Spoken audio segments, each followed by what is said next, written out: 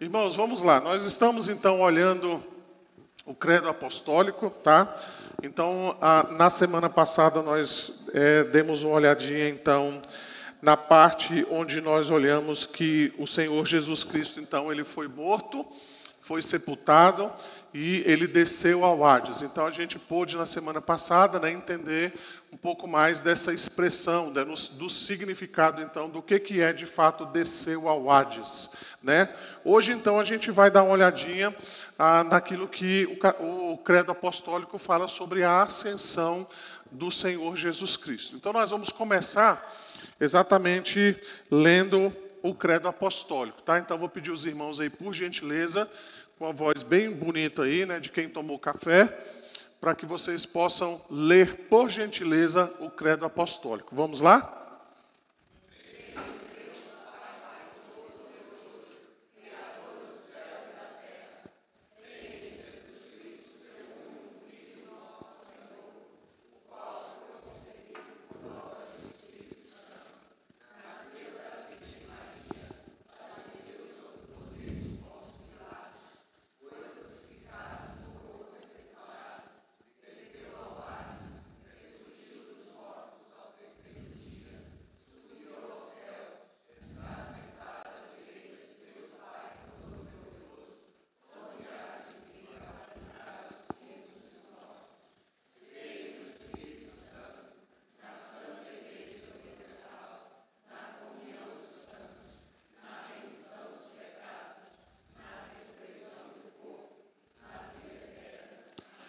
Amém. Então, nós vamos dar uma olhadinha hoje a respeito, então, da ascensão de Jesus Cristo, Então, nós vimos na semana passada, como eu falei, que ele desceu, então...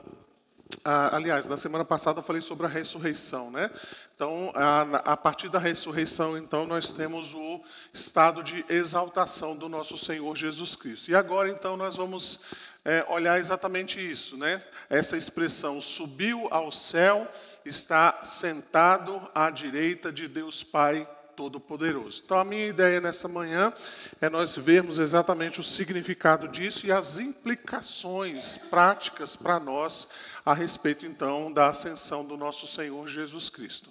Tertuliano, que foi um dos pais da igreja, ele dizia o seguinte: professamos nossa crença que Cristo está sentado à destra do Pai no céu, tá?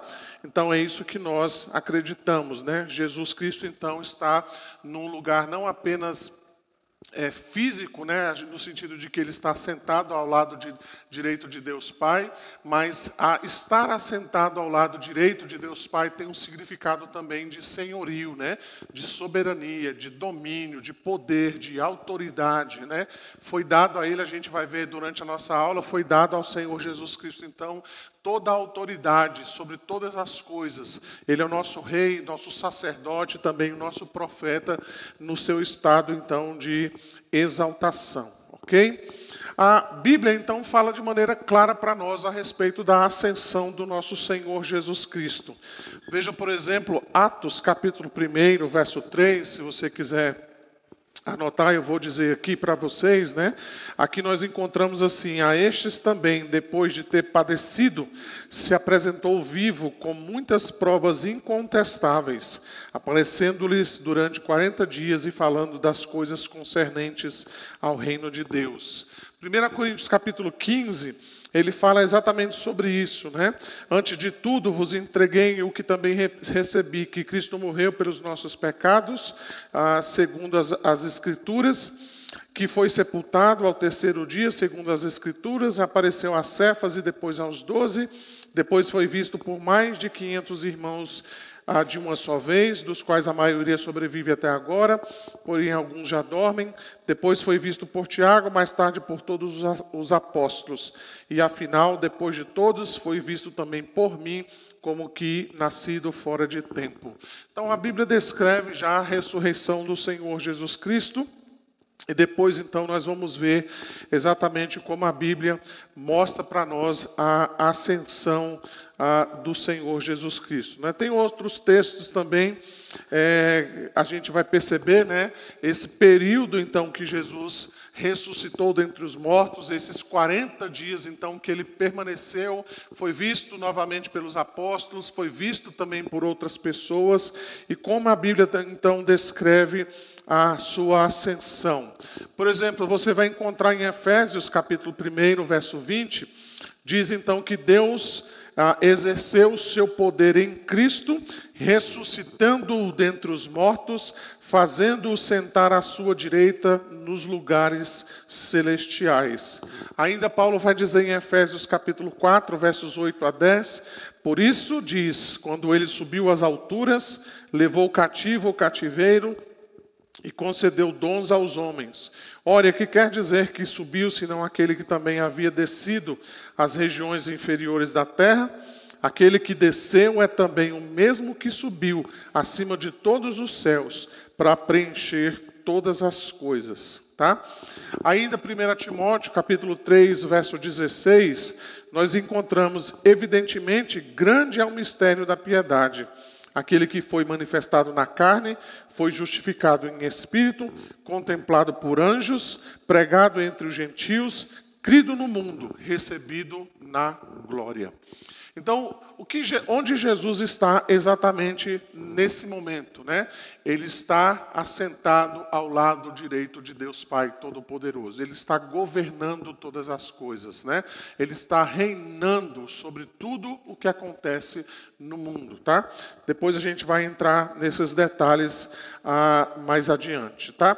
Nós encontramos também Hebreus capítulo 1, verso 3, ele, que é o resplendor da glória e a expressão exata do seu ser, sustentando todas as coisas pela palavra do seu poder, depois de ter feito a purificação dos pecados, assentou-se à direita da majestade nas alturas. Tá? Então, tudo isso, a Bíblia fala a respeito da ascensão, né, do nosso Senhor Jesus Cristo, e o lugar, então, que ele foi recebido. Ele foi recebido à destra de Deus. Um lugar, então, de soberania, de poder, então, e de autoridade. Nós podemos, então, mencionar, irmãos, dentro disso, que a ascensão do Senhor Jesus Cristo é fundamental para a nossa fé. Lembra que eu falei que as expressões que aparecem aqui no credo apostólico, elas são um resumo da fé cristã? A negação ou o acréscimo de qualquer um desses elementos que a gente encontra ali no credo, ele pode nos colocar dentro ou pode nos colocar fora do cristianismo. Tá? Então, se nós negamos, por exemplo, a dupla natureza de Cristo, a união, então, dessas duas naturezas, ou se a gente diz, não, eu não acredito que Jesus foi ressuscitado dentre os mortos, então, nós podemos considerar que estamos fora do cristianismo. A ascensão também é a mesma coisa. Se nós não acreditamos que Cristo está sentado ao lado direito de Deus Pai Todo-Poderoso, que Ele está fazendo outra coisa que a gente não sabe exatamente o que, nós podemos dizer que estamos fora daquilo que é o cristianismo, digamos assim, clássico, né? Aquele cristianismo raiz, aquele cristianismo fundamental. A gente pode dar qualquer outro nome para essa religião que a gente está querendo criar, menos cristianismo, tá? Você pode dar qualquer outro nome para isso, ok? Então veja que a Bíblia não só mostra que a ascensão de Cristo aconteceu, mas ela também vai revelar para nós que isso era fundamental na pregação dos apóstolos. Veja, por exemplo, eu vou pedir ali o Evaldo, começando ali do fundo. Tem alguém para passar o microfone ali para ele? Cadê o Tiago? Está ali. O Evaldo, no capítulo 2 de Atos, Evaldo, eu vou pedir para você ler os versos 32 a 36. Atos 2, 32 a 36.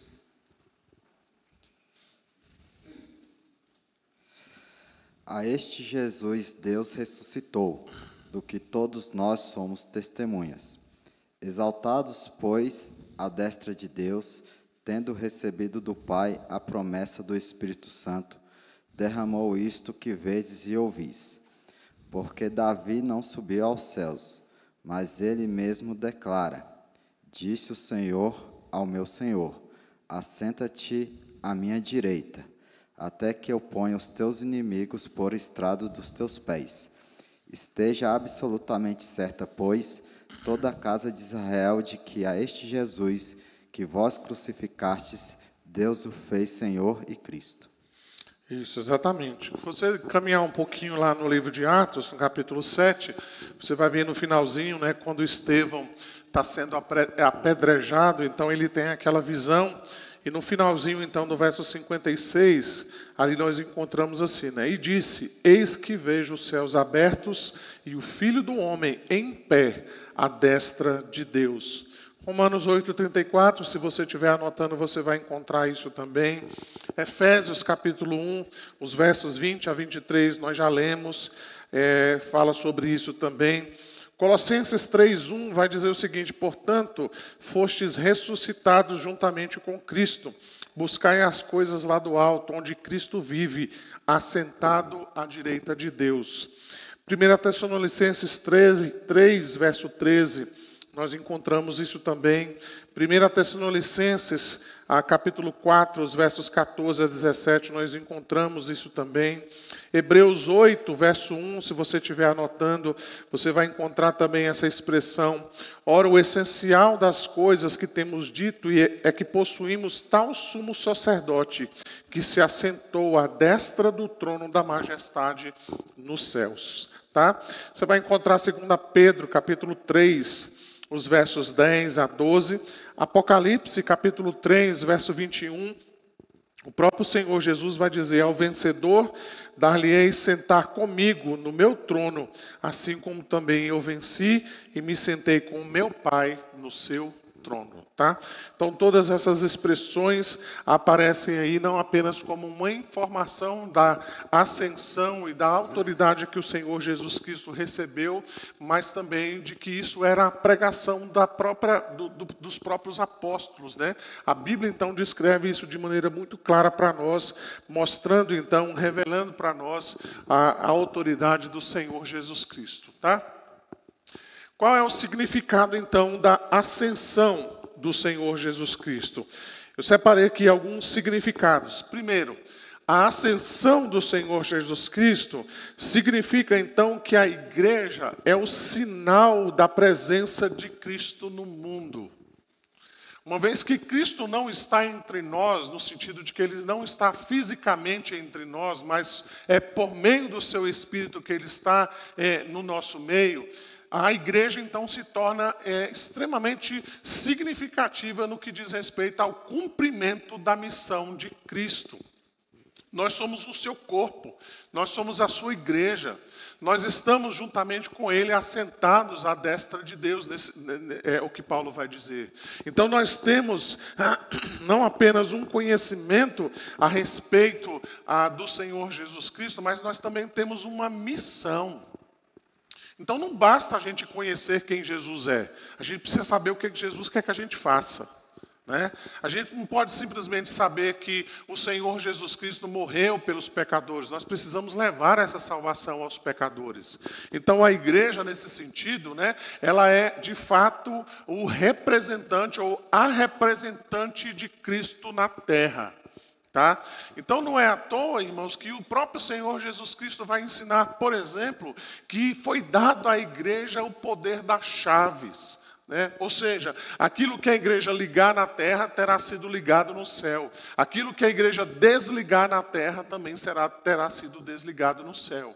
Então, às vezes, a gente não percebe, ou a gente esquece, né, de que a igreja está no mundo como uma representante do próprio Senhor Jesus Cristo, como luz do próprio Senhor Jesus Cristo nessa terra. Então, a igreja não é apenas uma organização, né, que tem um CNPJ, que se encontra aqui na QMSW, quadra 6, lote 6, no setor sudoeste, mas a igreja ela é, de fato, uma instituição espiritual, ela representa o próprio Senhor Jesus Cristo no mundo. Né? Então, nós precisamos compreender isso de maneira bem clara.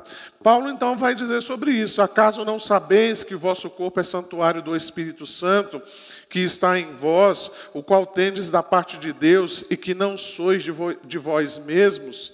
Nós vamos encontrar também, né, Paulo falando sobre isso lá em Filipenses 1,19, se você quiser anotar, é exatamente essa questão de que a igreja, então, é a representante do Senhor Jesus Cristo, né, neste mundo. Além disso, então, eu já falei sobre isso, né, a igreja, então, ela é a proclamadora do Evangelho. Ela tem a responsabilidade, o dever, ela tem a obrigação de ser a fiel dispenseira do Evangelho. E eu estou usando essas palavras, irmãos, de maneira intencional. A palavra é essa mesmo, obrigação, dever. Nós não temos outra opção que não seja pregar o Evangelho. Outras associações fazem muito bem programas sociais, muito melhor do que a igreja, você pode ter certeza. Tem ONGs aí que fazem um trabalho maravilhoso de ação social, então a gente não precisa ficar preocupado com isso, né? Porque de fato existem muitas associações que fazem isso. Não estou dizendo que a igreja não pode fazer ação social, ela deve inclusive fazer ação social em muitos contextos. O meu ponto não é esse, o que eu quero dizer é que existem outras associações que fazem isso também, tá? Então não se preocupem com isso. Agora, só existe uma entidade no mundo que pode pregar o Evangelho, é a igreja. As ONGs não podem, os times de futebol não podem, as torcidas organizadas não podem. A única entidade no mundo que pode pregar o Evangelho, que é dispenseira das verdades de Deus, é a igreja. Se nós perdermos, então, a missão pela qual Deus nos deu, então, irmãos, nós vamos ficar aí perdidos no mundo, achando que estamos fazendo alguma coisa que agrada a Deus, quando, na verdade, nós perdemos a essência daquilo que nós somos, que é a proclamadora do Evangelho do Senhor Jesus Cristo, tá? Então você vai encontrar isso nas próprias ordens do Senhor Jesus Cristo. Ele vai dizer assim, olha, de fato o Senhor Jesus, depois de ter falado, foi recebido no céu e assentou-se à destra de Deus. E eles, tendo partido, pregaram em toda parte, cooperando com eles o Senhor e confirmando a palavra por meio de sinais que se seguiam. Então veja, quando Cristo foi assunto aos céus, a igreja não ficou lá de braço cruzado, pensando assim, e agora, o que é que a gente vai fazer? Vamos inventar alguma coisa, né? Já que Jesus não está aqui, vamos inventar alguma coisa para a gente fazer, né? Vamos, criar um grupo de alguma coisa para a gente passar o nosso tempo, né? Vamos jogar dominó. Não, a igreja entendeu que a partir daquele momento ela tinha uma missão, que era pregar o Evangelho. Era anunciar as boas novas. Eles entenderam claramente que quando Jesus então foi assunto aos céus, agora cabia à igreja continuar a obra de Cristo, continuar então a pregação do Evangelho. Então veja que a ascensão de Cristo traz coisas práticas para a nossa vida, né? 1 Coríntios capítulo 4, versos 1 a 2, diz assim, assim, pois, importa que os homens nos considerem como ministros de Cristo e dispenseiros dos mistérios de Deus. Ora, além disso, o que se requer dos dispenseiros é que cada um deles seja encontrado fiel, tá? Além disso, então, nós podemos falar que a igreja, então, consiste em viver diariamente como corpo de Cristo, sendo guiado e alimentado pela cabeça que é o próprio Senhor Jesus Cristo. Tá? Então a gente vai falar um pouquinho disso mais no final, né? Mas a igreja, então, ela é o corpo do qual Cristo é o cabeça. Tá? Então nós devemos viver a nossa vida sendo guiados e sendo alimentados por Cristo. Tá? Então, irmãos, não importa o nosso gosto pessoal, tá? Não importa as nossas preferências particulares. O que importa é se a igreja está sendo guiada e dirigida pelo seu cabeça, que é Cristo. Tá? Então, se você quer realmente frequentar uma igreja verdadeiramente cristã, perceba então como essa igreja se comporta diante dos mandamentos do Senhor Jesus Cristo. Né? Pergunte àquela igreja se aquela igreja prega o evangelho do Senhor Jesus Cristo de maneira fiel. Pergunte àquela igreja se de fato eles se submetem aos mandamentos do Senhor Jesus Cristo. Né? Não se importe muitas vezes com aquilo que a gente chama a nossa atenção aos olhos. Né? A gente vê às vezes uma igreja muito movimentada, muito cheia, a gente pensa, puxa, então essa é a igreja perfeita. Mas quando a gente percebe, né, lá tem tudo, menos o evangelho do Senhor Jesus Cristo. Então o que importa de fato é que o evangelho do Senhor Jesus Cristo possa nos alimentar, ok? Esse autor, então, o Jacques de Senarcles, ele diz o seguinte, né? A igreja, portanto, é a presença de Jesus Cristo por meio do seu povo em prol do mundo. Embora provisória, essa presença é real, humana e histórica. Cristo age por meio da igreja, realizando sua obra e confirmando sua vitória.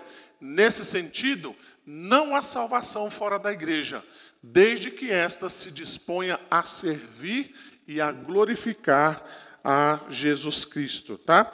Então veja a importância que nós temos como igreja do Senhor Jesus Cristo. Não apenas nós somos aqui uma reunião, mas nós somos de fato os representantes ou a representante de Deus neste mundo, tá? Além disso, então, nós podemos mencionar que Jesus Cristo, então, subiu ao céu com o mesmo corpo físico da sua ressurreição. Nós vamos encontrar alguns textos que falam sobre isso. Né? Na semana passada a gente já falou um pouco sobre isso. Eu não quero gastar muito tempo aqui, né? Mas você vai ver, por exemplo, Mateus 28, verso 9, Marcos, capítulo 16, verso 14, Lucas, capítulo 24, João, capítulo 20... Todos eles demonstram, né, que o Senhor Jesus Cristo ressuscitou dentre os mortos com o mesmo corpo da sua crucificação. Não foi um outro corpo. Né? Lembra que Tomé não estava acreditando muito? O que Jesus falou para ele? Toca, né? Toca nas minhas mãos, toca no lado, para que você veja que realmente eu sou essa pessoa que foi morta, né? É o mesmo corpo, é a mesma pessoa, né? Que foi então ressuscitada dentre os mortos. E foi esse mesmo corpo, então, que foi assunto aos céus. Especialmente ali Atos capítulo 1, né, ali nos primeiros versículos, você vai ver exatamente isso. Né? O Senhor Jesus Cristo, então, subindo aos céus diante dos seus discípulos, com aquele mesmo corpo em que ele foi ressuscitado dentre os mortos. Tá? É exatamente isso que nós lemos lá em Atos capítulo 1, os versos 9 a 11. Eu vou pedir os irmãos para lerem para mim, por gentileza. Vamos lá? Ditas...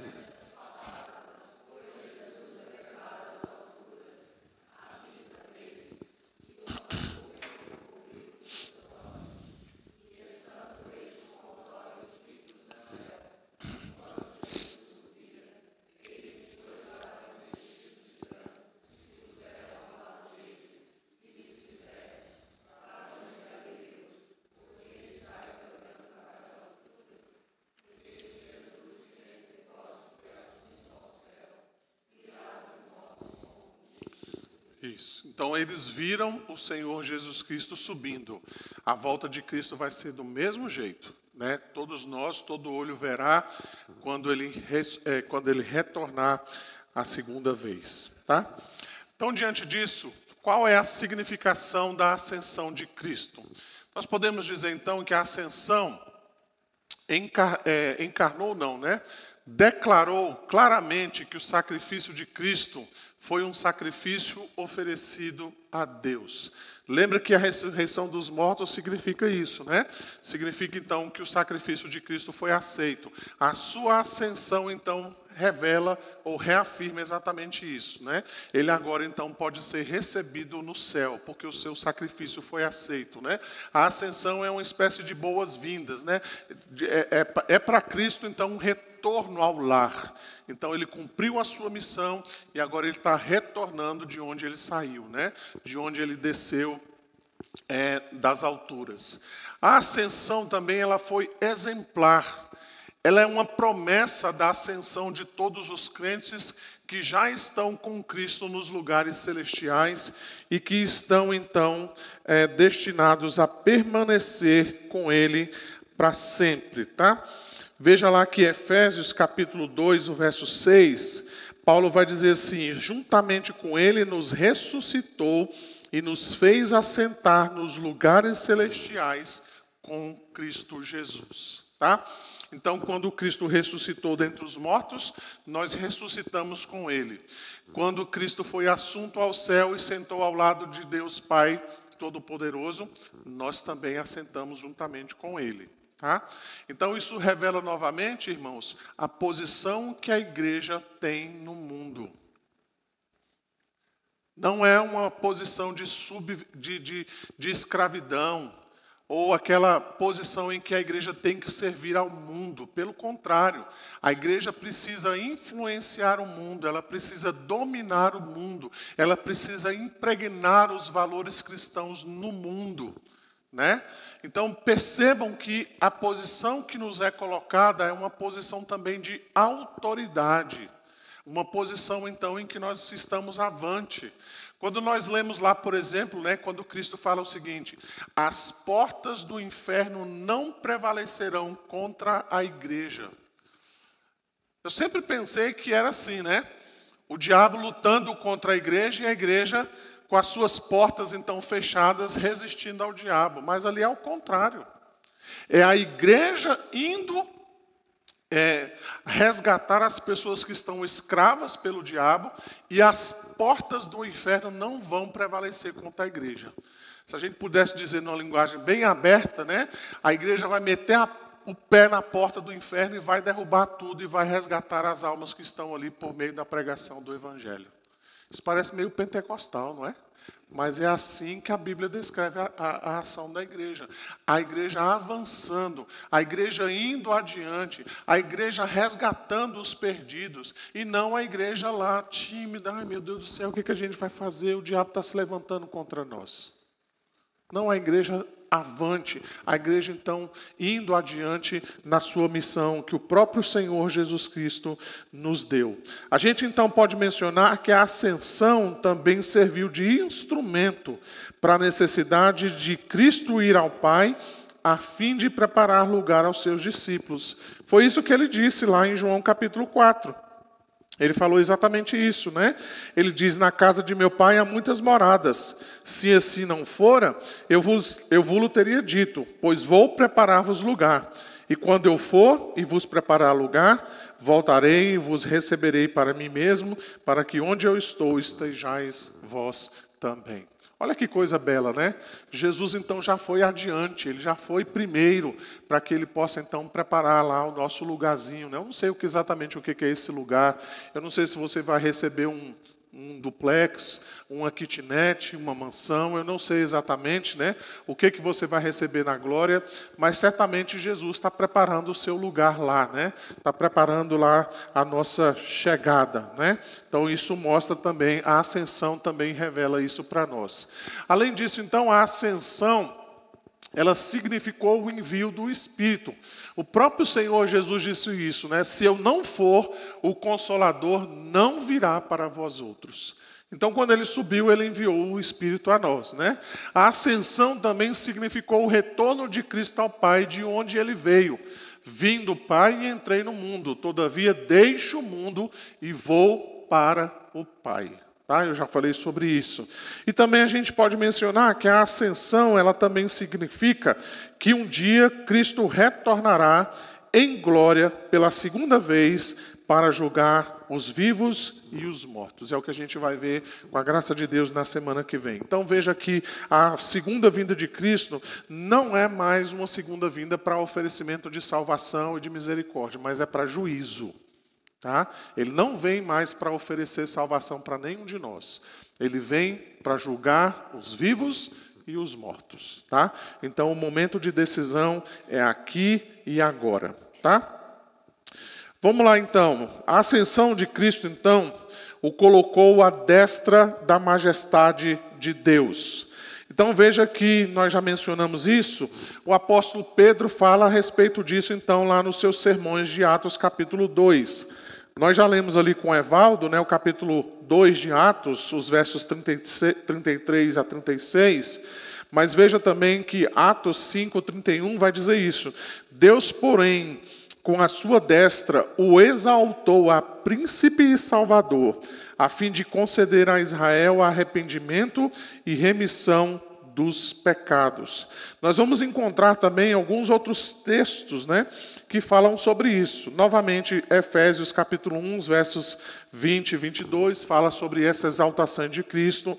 Nós vamos encontrar, por exemplo, Hebreus capítulo 10, vai dizer: Jesus, porém, tendo oferecido para sempre um único sacrifício pelos pecados, assentou-se à destra de Deus. Tá? 1 Pedro 3, 22, o qual depois de ir para o céu está à destra de Deus, ficando-lhe subordinado anjos e potestades e poderes. Você vai encontrar também, né? Apocalipse 3, 21, eu já mencionei isso também.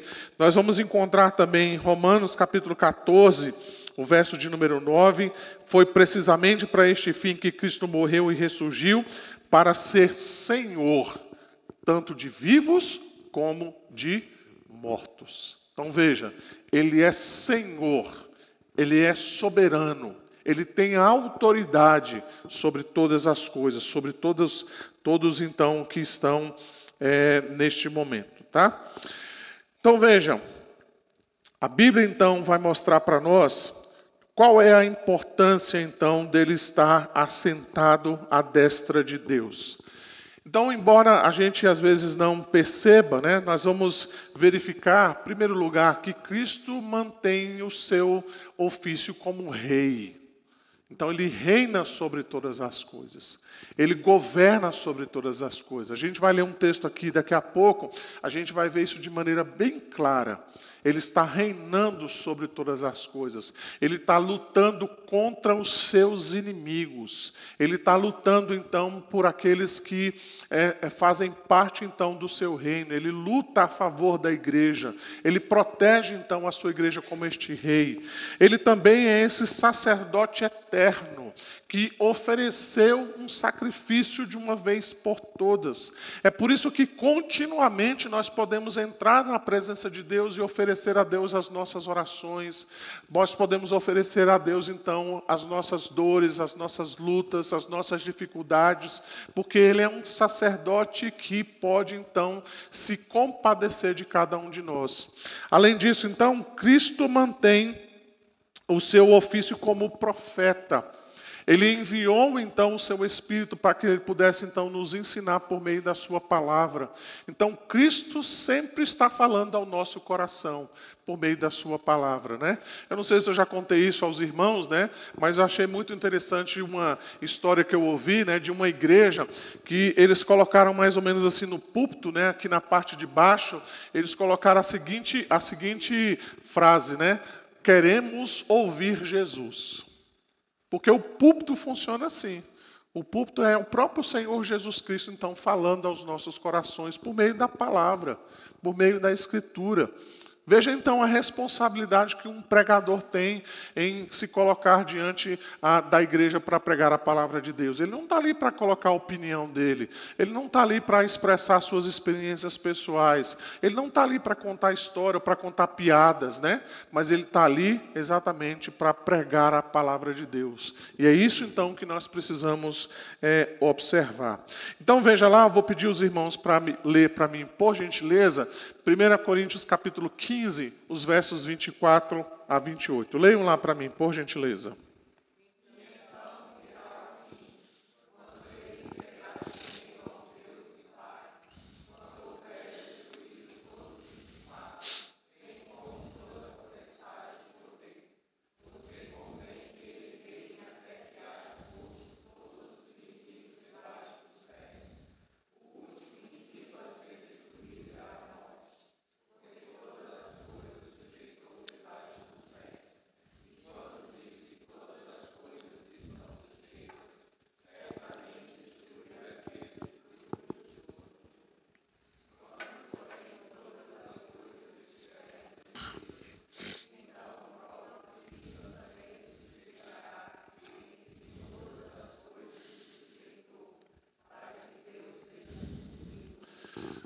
Esse aqui é um dos textos mais belos, né? A gente não pode nem dizer assim, né?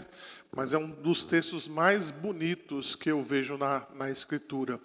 Ele descreve exatamente isso, né? Deus deu autoridade ao Senhor Jesus Cristo para que Ele coloque, então, todos os seus inimigos no estrado dos seus pés, né? Ou seja, o que Cristo vai fazer é exatamente isso, Ele vai subordinar todas as coisas sobre Ele. Isso não quer dizer, irmãos, que todas as pessoas vão se converter. Há pessoas que vão, de fato, reconhecer o senhorio de Cristo com ranger nos dentes, mas vão declarar, né, que Ele é Senhor. Assim como os demônios faziam lá no ministério de Jesus, lembra? Que eles rangiam os dentes e eles falavam, eu sei que você é o Filho de Deus. Mas isso não quer dizer que aqueles demônios eram salvos, mas eles reconheciam quem era o Senhor Jesus Cristo, né? E vai haver um dia em que todos vão se ajoelhar diante deles. Alguns farão isso de maneira voluntária. Vão se ajoelhar diante dele, reconhecendo o seu senhorio, reconhecendo a sua autoridade, reconhecendo que a ele pertence a salvação, mas haverá também aqueles que se dobrarão diante de Cristo, mas se dobrarão com os dentes rangendo. Serão obrigados a fazerem isso, reconhecendo que Ele é o Senhor sobre todas as coisas. Veja então que o texto mostra exatamente isso, né? De que Cristo está colocando os seus inimigos debaixo dos seus pés. Isso quer dizer que Ele está subordinando todas as coisas à sua autoridade. O último inimigo, Paulo declara, é a morte. Depois que Cristo então fizer tudo isso, e é isso que eu acho mais belo, né? Ele mesmo se subordinará a Deus Pai e devolverá o reino a Deus Pai, para que Deus seja tudo sobre todos. Não foi isso que foi dado a Adão? Que Adão então pudesse governar a terra sobre a perspectiva de Deus? Mas o que Adão fez? Adão quis usurpar isso de Deus quando ele comeu daquele fruto, né, da árvore do conhecimento do bem e do mal. Ele diz, não, nós vamos ser conhecedores, nós vamos ser autônomos, nós vamos poder criar o mundo à nossa maneira. Cristo agora domina o mundo e ao invés de usurpar o domínio do mundo para si, Ele devolve o domínio do mundo a Deus. E Ele mesmo se coloca debaixo da autoridade de Deus. Olha que coisa bonita, não é? Olha que coisa bela. Filho de Deus, então, fará isso um dia para a glória, então, do próprio Deus. Então, é nesse sentido, né, que João Calvino ele vai dizer o seguinte, e este é o verdadeiro estado de seu reino.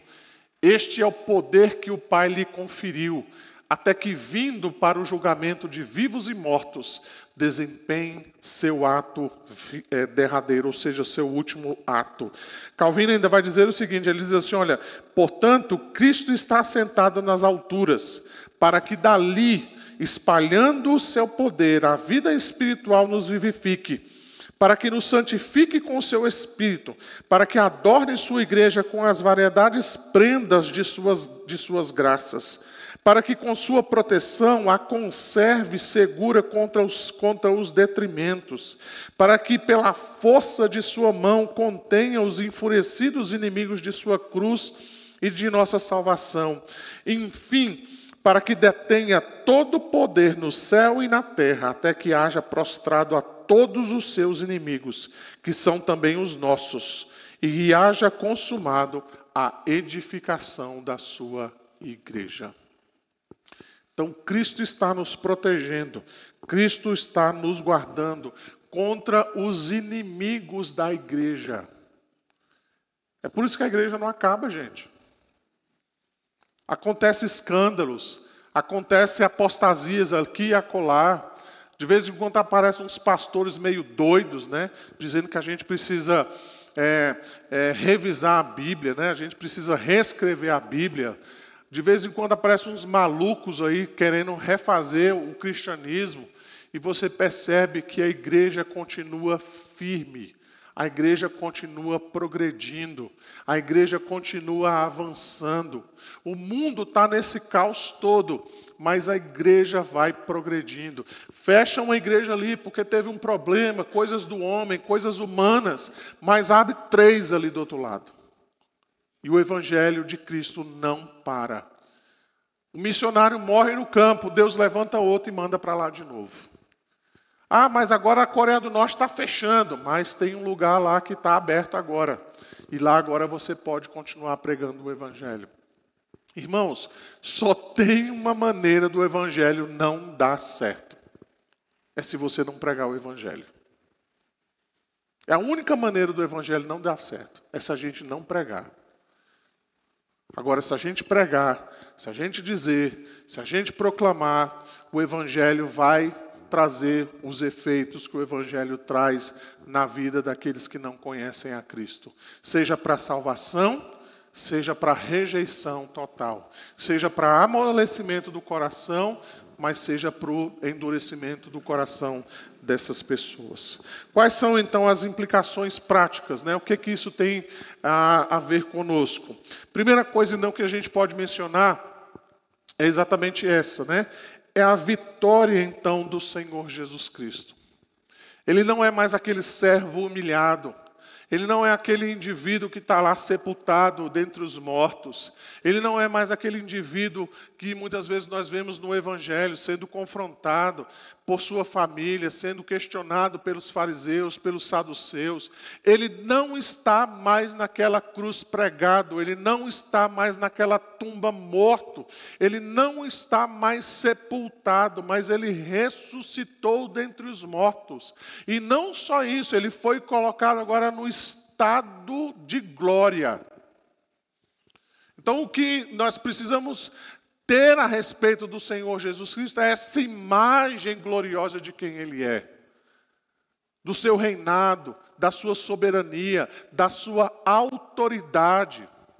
Então, irmãos, Cristo não é apenas um mestre, Ele não é apenas alguém que a gente lê aqui aquelas palavras, né? Especialmente quando a gente lê o Sermão do Monte, a gente fala, puxa, quanta sabedoria, né? Olha que coisa boa que Jesus diz aqui, né? Os últimos serão os primeiros serão os últimos. Olha que coisa linda isso daqui. Certamente são as palavras de Jesus, mas nós não podemos perder de vista que Ele é Senhor. Ele é autoridade em nossas vidas. É por isso que eu costumo dizer que Jesus ele pode cutucar a nossa vida onde Ele quiser, porque Ele é Senhor de nossas vidas. Não é à toa, eu já mencionei isso aqui em outras ocasiões, que Paulo vai dizer no texto que nós lemos hoje pela manhã, Romanos capítulo 10, ele diz, todo aquele que invocar o Senhor será salvo. Não tem invocar, não é o Salvador? Mas lá Paulo diz, quem invocá-lo como Senhor será salvo. Então Ele não é só o nosso Salvador, Ele é o Senhor da nossa vida.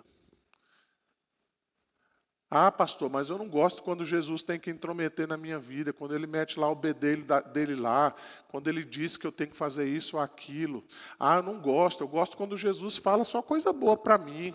Mas quando Ele vem com aquele discurso sobre o inferno, que eu tenho que cortar a minha mão direita, porque se a minha mão direita me faz pecar, eu tenho que cortá-la. Ele diz lá que se o meu olho direito faz pecar, eu tenho que arrancá-la. Eu não gosto disso, pastor, porque Jesus é amor. Isso parece duro demais para mim, mas são as palavras de Jesus. A gente vai ver semana que vem, este Jesus que é amor, Ele virá para julgar os vivos e os mortos. Pastor, mas Jesus não julga ninguém. Ele é só amor e paz e misericórdia. Ele não vai mandar ninguém para o inferno. É este Jesus que é Senhor sobre todas as coisas, vitorioso, que a Bíblia mostra para nós. Ela descreve o Senhor Jesus Cristo, então, dessa maneira, como sendo esse Senhor, então, que tem toda a autoridade. Não apenas isso, mas a vitória de Cristo mostra o seu poder. Ele tem não apenas autoridade, mas ele também tem poder. Ele manda, ele determina, ele faz as coisas da maneira como ele deseja. Ele cumpre, então, aquilo que está no Salmo 110, que nós lemos aqui. Disse o Senhor ao meu Senhor: assenta-te à minha direita, até que eu ponha os teus inimigos debaixo dos teus pés. Veja que o próprio Senhor Jesus Cristo vai dizer: que será, pois, se virdes o Filho do Homem subir para o lugar onde primeiro estava? Talvez isso escandalize muitos de nós quando nós percebemos exatamente isso, que Jesus Cristo então foi exaltado às alturas e que agora então ele tem poder sobre todas as coisas, ele governa o mundo conforme a sua vontade, conforme o seu querer. E ele faz então segundo aquilo que lhe foi determinado e aquilo que lhe foi concedido. Toda a autoridade me foi dada nos céus e na terra. É isso que ele diz. E nós precisamos então compreender que este Jesus, então, é um Jesus vitorioso. A segunda implicação, eu já falei um pouquinho sobre isso, né? A igreja, então, tem a responsabilidade de ser ela mesma o testemunho vivo da presença de Cristo no mundo. Quando Jesus disse lá: ide, pregai o evangelho, fazei discípulos de todas as nações, isso não é uma recomendação, não é uma opção, não é se você quer fazer, não é se você sentir vontade. Hoje a gente usa muito essa expressão, né? Se você se sentir confortável com aquilo. A pregação do evangelho é um dever da igreja, é uma obrigação. É uma responsabilidade. É um privilégio também, mas é uma responsabilidade. Irmão, se a igreja não está disposta a pregar o evangelho, é melhor a gente fechar as portas e ir para casa. Se eu e você não estivermos dispostos a pregar o evangelho de Cristo, é melhor a gente fazer outra coisa do que ser cristão. Porque a gente está enganando a nós mesmos. Se a minha vida não é para pregar o evangelho, eu estou enganando a mim mesmo. Se nós estamos aqui simplesmente para, de alguma maneira, tentarmos afofar o nosso ego, nos sentirmos confortáveis, nos sentirmos X ou Y, nós ainda não compreendemos a mensagem do evangelho. Nós precisamos pregar o evangelho. Nós precisamos anunciar o evangelho.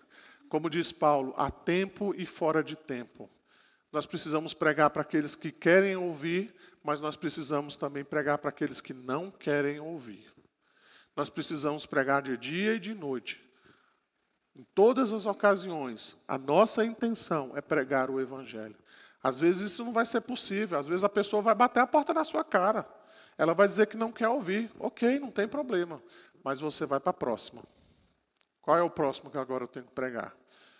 Qual é a próxima pessoa, então, que eu preciso evangelizar?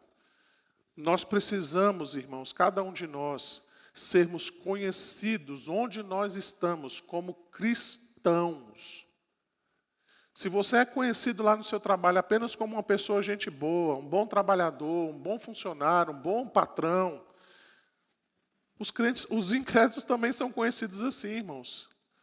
Mas nós devemos ser conhecidos como testemunhas vivas da morte, ressurreição e ascensão do Senhor Jesus Cristo. Nós precisamos ser conhecidos como cristãos. A pessoa vai olhar e falar: tá, ali é um crente, ó, aquele ali é um crente.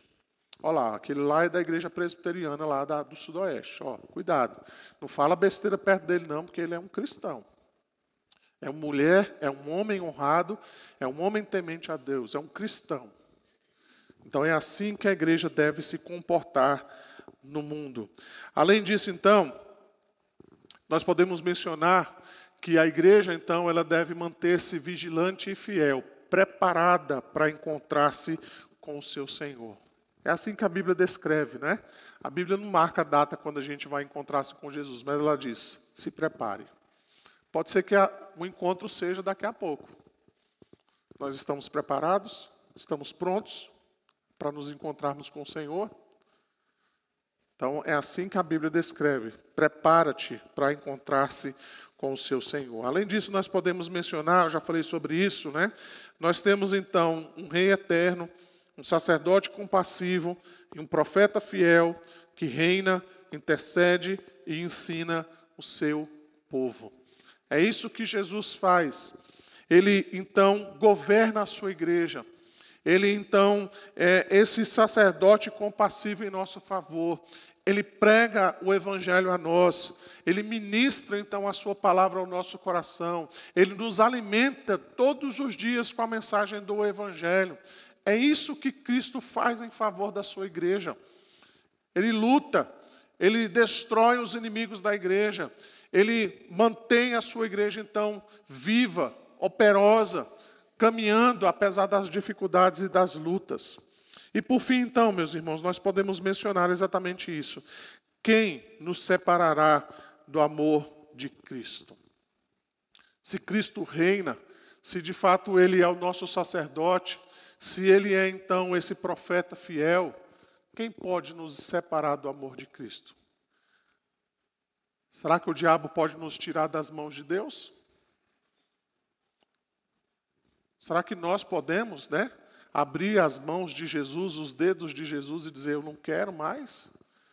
Será que a igreja vai ser derrotada no final das contas porque Cristo não deu conta do recado? Será que nós temos um rei fraco, fragilizado, que não vai dar cabo na obra da salvação que ele mesmo então iniciou na sua encarnação? Certamente que não é, irmãos? Então a igreja não deve temer. Eu e você não devemos ficar preocupados com o que vai acontecer no dia de amanhã, porque Jesus está reinando em todos os momentos. Pastor, o senhor não está vendo lá o que o Trump fez, não? O senhor não leu o jornal essa semana, né? O senhor não sabe o que vai acontecer? O senhor já leu lá os jornais? O senhor ouviu lá o que aquela pessoa está dizendo? O negócio vai ficar feio, pastor. Irmãos, eu nem sei o que vai acontecer na verdade, mas uma coisa eu sei. Jesus está reinando sobre todas as coisas. Pastor, mataram um missionário lá no campo tal, o senhor não está sabendo não? O pessoal está fugindo de lá, porque mataram o missionário e agora estão perseguindo os outros cristãos. Irmãos, eu sei que tudo isso traz implicações práticas, eu sei que isso traz implicações a curto prazo, a longo prazo, mas uma coisa eu sei, nada disso está acontecendo sem que Jesus esteja reinando. Nada acontece oculto aos olhos dele. Nada acontece nas costas dele. Nada acontece por debaixo dos panos. Nada acontece sem a autorização e sem a autoridade do próprio Senhor Jesus Cristo. Tudo acontece conforme os planos que o próprio Jesus estabeleceu para o fim do mundo. O que cabe a nós? Crermos, descansarmos e naquilo que nos compete, agirmos. Pregarmos o Evangelho, fazermos todas as coisas então para que o nome de Cristo seja conhecido. Depois vale a pena você ler lá Mateus capítulo 24, quando Jesus então dá aquele seu discurso escatológico e que a gente parece que não presta muita atenção no que Jesus está dizendo, e a gente só presta atenção quando ele diz lá, rumores de guerras e um se levantará contra o outro, e aí a gente fica preocupado com o que vai acontecer no final de tudo, mas lá Jesus diz assim, e será pregado o Evangelho, então virá o fim. No meio desse caos todo de guerras, rumores de guerra, o Evangelho está sendo pregado. E quando o Evangelho estiver sendo pregado a todas as nações, então virá o fim. O que vai acabar com o mundo, irmãos, ou que vai trazer a volta de Cristo, não são as tarifas do Trump. Não é o nosso ministro aqui que vai pôr fim no mundo. O que vai pôr fim no mundo, que vai trazer Cristo de volta ao mundo a segunda vez, é a pregação do Evangelho. É quando nós de fato, conseguirmos alcançar todas as pessoas, ou que todas as pessoas conseguirem ouvir o Evangelho. Então virá o fim, é quando a gente pregar o Evangelho. Não adianta a gente fazer bunker, não adianta a gente ficar preparando-se para a guerra, não adianta a gente preparar um estilingue para poder ir para a guerra, né? Um estilingue, um facão, dizer, não, estou pronto para a guerra. O que a gente precisa fazer é pregar o Evangelho. O que a igreja tem que fazer é isso, pregar o Evangelho no meio desse caos, no meio dessa situação toda, anunciando o reinado e a soberania do Senhor Jesus Cristo, nosso Salvador e o nosso Senhor. Amém, irmãos? Vamos finalizar então. Vamos novamente aqui ler, ouvir. Então, tem uma música que vai rolar aí, Tiago.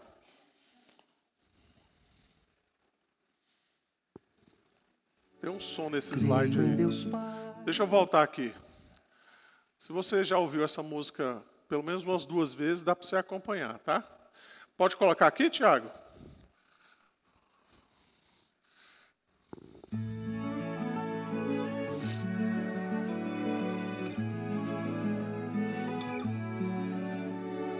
Creio em Deus Pai Todo-Poderoso, Criador dos céus e da terra. Aumenta um pouquinho, Tiago, por favor.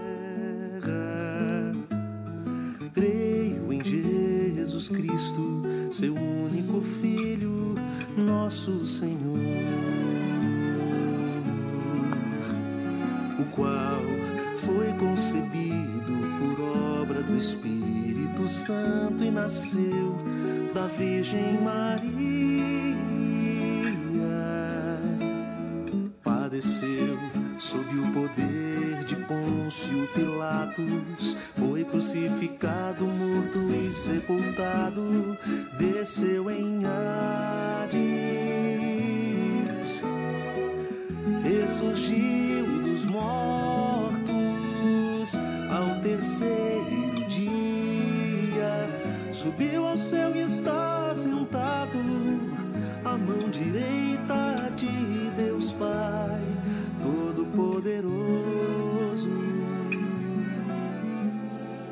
de onde há de vir a julgar os vivos e os mortos. Creio no Espírito Santo, na Santa Igreja Universal, na comunhão dos santos, na remissão dos pecados, na ressurreição do corpo, na vida eterna. Amém.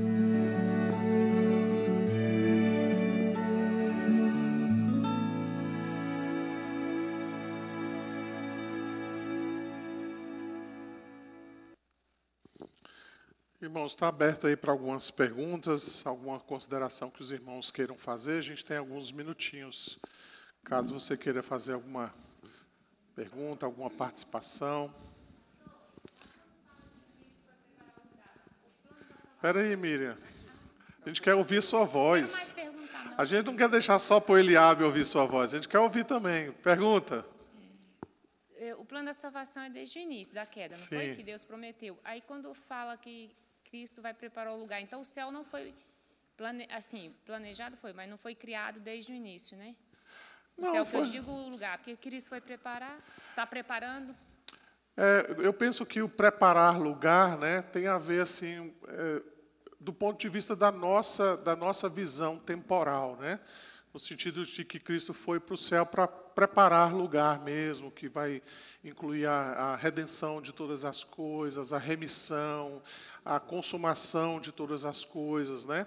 Então é nesse sentido aí que eu acho que ele falou que ele vai preparar lugar, né? Não que o céu não esteja pronto. Não é que o céu não esteja, precise de algum ajuste, uma reforma, né? Trocar o piso, alguma coisa assim, né? Mas eu acho que é no sentido mesmo assim, eu vou para preparar o lugar para a consumação final, né? Ou seja, quando eu restaurar todas as coisas, então tudo já vai estar pronto. É isso que Cristo está fazendo, né? Ele está restaurando todas as coisas. Ele está remindo o seu povo. Ele vai, no final das contas, ele vai nos redimir totalmente, né? E vai redimir também toda a criação, né? Então tudo vai ser restaurado. Não mais naquele jardim, né, mas superior ao próprio jardim do Éden, né? Então é nesse sentido que eu acho que ele diz: eu vou preparar lugar para vocês, né? Vou fazer isso. Então acho que é nesse sentido aí. Irmãos, alguém mais? O presbítero Euler aqui, depois o Ariston. Em várias oportunidades lá na Bíblia, né? Então fala: não é chegado o meu tempo para que se cumpra. Então nós temos o tempo de se cumprindo, né? Então dos acontecimentos acontecer, se firmarem, né? Entendeu? Então então precisa ter esse tempo mesmo, né? Então lá em Cristo, em várias passagens da Bíblia, ele vai falando da questão temporal. Não é que esteja pronto, né? Então é uma questão de ir se cumprindo as profecias, tá? Exatamente, tá? Ariston Leite. Isso, pastor. Ainda sobre duas questões aqui. Uma sobre essa de preparar lugar. Aí a gente tem a ideia de que nós vamos estar lá na glória, no céu. Mas há uma linha, parece, teológica que fala que Jesus vai governar aqui na Terra. Sim. E o nosso lugar parece que vai ser aqui, a terra restaurada, né, nova terra. Então, assim, esse lugar parece que não vai ser lá um cantinho lá. Não sei, eu queria ouvir do senhor como é que é essa questão. Se vai ser aqui, nós vamos estar aqui com Jesus, ele governando sobre todos, né? É a primeira questão. A segunda é em relação à missão fundamental da igreja, que é pregar o evangelho. E a gente observa que até mesmo lá os discípulos, antes da ressurreição de Jesus, eles estavam, parece, como boa parte da igreja está hoje, como a gente vê, meio apáticos e assim não focados nessa missão. Inclusive, quando Jesus é preso, aí tem Pedro, que andou com ele lá por muito tempo, e vem a negá-lo e dizer veementemente que nem o conhecia. A gente vê pessoas ali que estavam andando com Jesus, cheias de medo e não pregando o evangelho com ousadia, com intrepidez. Os outros fugiram até, e nem estavam lá perto, com medo também. E aí, a partir do momento que ele é levado aos céus, aí que vem que os discípulos são revestidos de poder, e aí não tem nada que os impede de pregar, de cumprir essa missão. E antes disso também, dessa questão, a gente vê que eles estavam na vida normal, eles foram pescar, voltaram a fazer aquilo que era a vida normal deles antes. Mas depois não, nada, até passou, o Herodes mata um lá, o Tiago, a fio de espada, e nada disso os impede de prosseguir, e eles pedem que Deus os dê mais coragem e revestimento. E a pergunta é, o que a gente pode fazer para a gente sair da apatia e começar a cumprir de verdade essa missão, né, com aquela ousadia que a gente vê naqueles primeiros vamos lá. irmãos? A primeira pergunta, né? Assim, não dá para a gente ter todos os detalhes num momento como esse, a gente pode ter isso mais adiante, né? Mas a ideia é essa, né? Cristo vem, nós vamos nos encontrar com Ele nos ares, Ele termina a sua descida, e na sua descida, então, tem o julgamento dos vivos e mortos, e aí, então, tem as penalidades, aqueles que vão ser lançados no lago de enxofre, né? E aqueles que vão receber o novo céus e nova terra. Novos céus e nova terra é aqui, onde tudo vai ser restaurado, né? Então, veja, se você pensar no mundo como hoje, né? Se você fizesse esse pequeno exercício, pensa no mundo como hoje, no mundo atual, sem o pecado, sem doença, sem flamenguista, sem vascaíno, sem corintiano. Imagina como é que o mundo ia ser bom, né? Sem drogas, sem vícios, sem pornografia.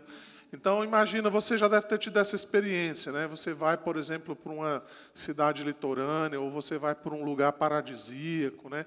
E você pensa, você vê aquela paz, você vê aquela natureza, você vê a água limpa. Você pensa, gente, isso aqui é o quê? Paraíso. Você nem lembra dos problemas e nem das contas que você tem que pagar quando você voltar, né? Você financiou a viagem 24 vezes, mas você esquece que tem que pagar a viagem quando você voltar. Você nem lembra do boleto ou do cartão que vai vencer daquela viagem, não é? Porque a gente tem essa ideia, né? Esse lugar é tão bonito que é o paraíso. E a gente está vivendo num mundo caído, né? Você imagina se o pecado definitivamente deixasse de existir no nosso mundo. O mundo seria maravilhoso, irmãos. Só que o céu é muito mais do que isso, né? O mundo vai ter a presença de Jesus no nosso meio, né? Nós seremos governados dia após dia pelo Senhor Jesus Cristo, né? Então a ideia é essa, né? Nós nos encontramos nos ares, ele termina a sua descida, restaura todas as coisas. Tchau para quem não creu em Cristo, né? Aqueles que o rejeitaram durante a vida, e aí nós reinaremos com Cristo, né? nesse novo céus e nova terra. A segunda coisa aí, Aristo, tem algumas observações, né? Veja, os discípulos, eles não se tornaram, como é que eu posso dizer, né? Ousados apenas em atos. Você vai ver momento, por exemplo, quando Jesus envia os 12, depois eles são enviados em 70, né? Eles vão para aquelas cidades, ele vai ali para aquela região de Decápolis, né? Então eles vão pregando o evangelho ali. Você vê no próprio livro dos evangelhos, você vê que eles voltam maravilhados, né? Eles dizem, olha, nós curamos em teu nome, pessoas foram transformadas e nós vimos maravilhas em teu nome, né? E eles tiveram esse momento exatamente de ousadia, de intrepidez, né? Quando Jesus os comissionou para isso. Certamente, em Atos, a gente vê, digamos assim, algo que transforma, de fato, a perspectiva daqueles discípulos, que é a vinda do Espírito Santo, né? Que foi uma, digamos, uma transição da ida, da ascensão de Cristo e da vinda do Espírito Santo, né? Que capacita a igreja, que faz com que a igreja, então, possa caminhar na pregação do Evangelho. Alguns autores, né, alguns comentaristas, inclusive, gostam de chamar o livro de Atos dos Apóstolos como, na verdade, Atos do Espírito Santo. Porque você vê o Espírito Santo conduzindo a igreja, separando Paulo e Barnabé lá em Atos capítulo 13, né? Você vai ver isso, o Espírito Santo diz, olha, separa esses dois aí, porque eu tenho uma missão para eles. E você vê muitas vezes o Espírito Santo conduzindo Paulo para uma cidade, fechando as portas para outra, né? Então você vê o Espírito Santo, então, conduzindo a igreja em todos os sentidos. O que eu vejo, Ariston, do ponto de vista assim, particular, o que eu vejo hoje, muitas vezes, na igreja atual, primeiro, são cristãos nominais. As igrejas estão assim, ó, de crente nominal. Crente não praticante.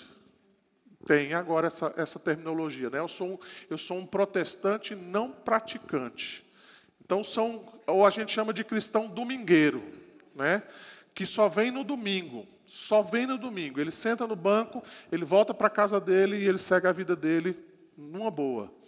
A gente tem visto hoje uma questão que alguns teólogos têm chamado de ateísmo prático. O que é o ateísmo prático?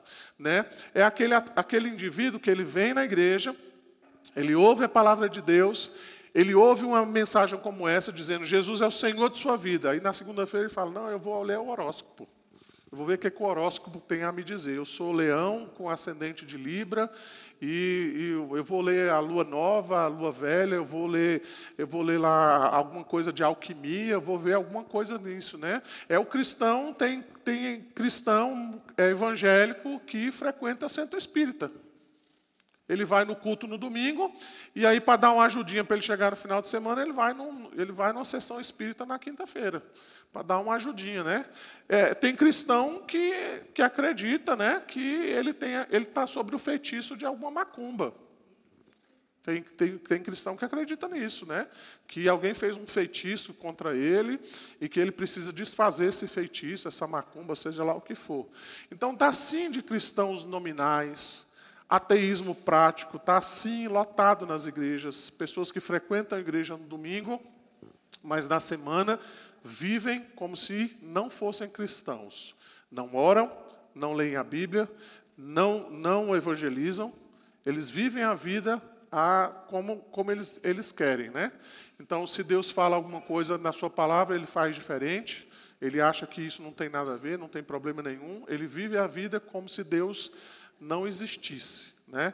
Domingo que vem ele está de novo, lá na igreja, cantando, louvando, ele gosta dos hinos, ele gosta da música, às vezes ele gosta do pastor, às vezes ele até dá a oferta, mas na segunda-feira, de segunda a sábado, ele leva a vida dele como se Deus não existisse. Talvez o último ponto, né, poderia aqui passar amanhã falando sobre isso, eu acho que a igreja perdeu, de fato, a perspectiva da sua missão. Isso não é só dos membros da igreja. Eu tenho colegas pastores que também pensam assim. Então, nós queremos igrejas de manutenção. Nós queremos igreja de manutenção. Nós trabalhamos para manter a igreja do jeitinho que ela está. Do jeitinho que ela está. Então a gente fica preocupado só em quem vai sair da igreja, mas a gente não se preocupa quem vai entrar. Nós trabalhamos para fazer tudo para que a Maria e o José não saiam da igreja, mas a gente não faz nada para Maria e José entrar na porta. A gente fica segurando a porta do fundo, mas as portas da frente estão fechadas. Ou seja, a gente não quer que ninguém saia, mas também a gente não quer que ninguém entre. E há pastores assim, que semana após semana, a única coisa que ele se preocupa em fazer é pregar o sermão de domingo à noite e pronto. Ele não tem uma vida missional, ele não discipula, ele não evangeliza, ele não tem uma preocupação com relação a isso, ele não estuda a situação onde a igreja está, o contexto, ele não incentiva os membros da igreja a evangelizarem, ele acha que ele tem que fazer tudo e a igreja vive de eventos. E a gente precisa pensar que a igreja precisa discipular. Então, muitas vezes, Aristo, o que acontece é isso. Nós perdemos a nossa visão missional e missionária. Nós mandamos missionário lá para Conchichina, não sei se tem esse país, ou essa tribo, eu estou inventando agora. Então. Pronto, já existia. Obrigado pela aula, viu? Agradeço pela aula. Então, lá na Cochinchina, que não existe mais, a gente manda missionário para lá, a gente fala, nós mandamos um missionário lá para Cochinchina, olha, ele está lá pregando o evangelho, mas a gente não sai ali do outro lado da rua para pregar para ninguém.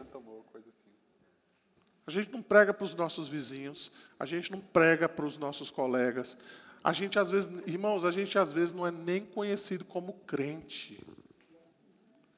As pessoas olham para nós, elas não sabem nem que a gente é crente. A gente acha que Deus tem agente secreto, a gente está se escondendo das pessoas e pensando que a gente não pode dizer para as pessoas que nós somos cristãos. Então, são essas coisas que nós devemos repensar. É disto, então, que se trata a presença da igreja no mundo. Pregar o evangelho, anunciar as boas novas, ser relevante no mundo onde nós vivemos, falar do amor de Deus àquelas pessoas que estão ao nosso redor, né? Sermos, de fato, missionais e missionários. Eu não estou no meu trabalho à toa, Deus não me colocou naquela repartição, naquele lugar, naquele prédio à toa. Ele me colocou ali porque Ele tem um propósito a realizar através da minha vida. Eu quero ajuda, eu quero apoio, eu quero, de fato, que Deus me use como instrumento para realizar essa obra. Quando nós entendemos isso, irmãos, talvez a gente se aproxime um pouco mais sobre o que é a igreja primitiva, né? Uma igreja que, de fato, pregava o evangelho. uma igreja que não se importava com as circunstâncias. E quando eles recebiam alguma reprimenda, ou quando eles eram presos, eles falavam: eu não vou parar de pregar o Evangelho. Eu não vou parar, eu vou continuar pregando. Né? A gente fala muito da comunhão da igreja primitiva, não é? Mas e o resto? E a doutrina? Você quer ser como a igreja primitiva? Vende o que você tem e dá aos pobres, que era isso que acontecia lá. Prega o Evangelho, sai para anunciar. Mas a gente só quer falar de quê? Da comunhão da igreja primitiva. Mas não era só comunhão, tinha mais coisas. Então, se a gente quer ser como a igreja primitiva, a gente tem que ser no todo. Então, se você tem uma casa lá, está muito grande, vende, vai para uma menor e dá o restante aos pobres. Divide com seus irmãos da igreja. É assim que a igreja primitiva vivia. Né? Anuncia o Evangelho. Vai ser preso por causa disso? Não me importa, eu vou continuar falando. E se me prender de novo, eu vou continuar. E se me soltar, eu vou pregar também. Não vou parar de fazer isso, não. É assim que a igreja primitiva fazia. E é por isso que você vê 3.000, 5.000, passava assim parece que de um mês para o outro, né, de um culto para o outro, duplicava o número da igreja. Porque eram cristãos comprometidos com a missão. E às vezes nós não somos comprometidos com a missão. Nós estamos comprometidos com quem?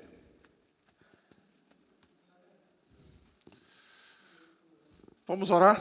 Vamos pedir a Deus a graça dele sobre nós. E vou pedir a Ana Luísa para nos conduzir aqui em alguns cânticos.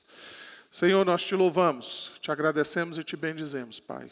Obrigado por esse momento, que o Senhor seja conosco. Que o Senhor continue, Senhor, falando ao nosso coração. É o que nós te pedimos, agradecidos, reconhecendo, ó Deus, que precisamos da tua graça, precisamos, ó Deus, da tua palavra, precisamos, ó Deus, do teu Santo Espírito em nós, para nos ajudar, nos conduzir segundo a tua vontade. Assim nós te agradecemos e te bendizemos nesta manhã. Oramos em nome de Jesus. Amém.